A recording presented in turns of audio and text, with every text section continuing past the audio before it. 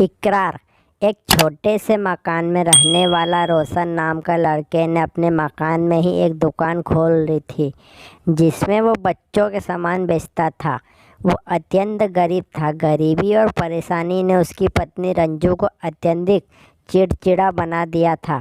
वो अपने ही छोटे से बेटे पर बात बात पर नाराज़ होती। उसकी छोटी छोटी गलतियों पर भी उसको डांटती रहती थी। पर उसका नन्हा सा बेटा अपनी मम्मी को बहुत ज़्यादा प्यार करता था।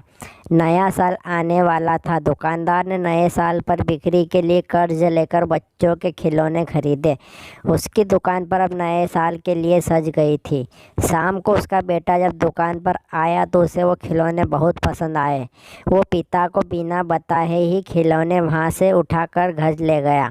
पिता की निगाह जब दुकान पर पड़ी तो उसे लगा कि कुछ खिलौने गायब है। बड़े ही मुश्किलों से कर्ज का जुगाड़ कर कुछ पैसा कमाने के लिए उसने सारे सामान खरीद कर दुकान पर रखे थे।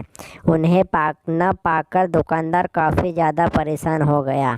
वही बेटी रंजू को जब ये बात पता चली तो वो भी बहुत परेशान हुई। उसने अगल बगल के लोगों से पूछा मगर उसके गुम हुए सामानों के बारे में किसी को कोई जानकारी नहीं थी। परेशान रंजू थक हार कर शाम को समय से पहले दुकान बंद कर घर में चली आई। अभी वे दोनों घर में पहुंचे ही थे कि तभी रंजू ने देखा कि उसके दुकान के खिलौने टेबल पर बिखरे हुए हैं।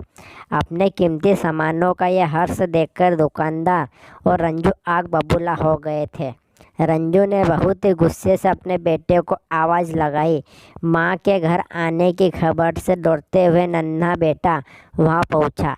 उसके पहुँचते ही माँ ने उसके कोमल गालों पर दो चांटा जड़ दिया। अभी वो कुछ कहता कि माँ ने उसे डांट कर शांत करा दिया। रंजू ने खिलौनों को हाथ में लेकर कहा, तुम जानते हो ये सब तुम्हारे पापा ने कैसे खरीदा है और तुमने सब खराब कर दिया। तुमने वो नन्हा सा लड़का बिना कुछ कहे दौड़ते हुए घर में भाग गया। थोड़ी ही देर में वो वापस आया। इस बार उसके हाथ में वो खिलौने था। उसने माँ से बोला, देखो माँ, मैंने ये खिलौना वेस्ट नहीं किया। माँ का गुस्सा उसकी मासूमियत को देखकर कहीं गायब हो गया था। कुछ वर्षों बाद वो लड़का पढ़ाई के लिए, उच्च शिक्षा के लिए शहर से बाहर पढ़ने चला गया। उसकी माँ आज अपने बेटे का खिलौना देखकर खुश हुआ करती थी।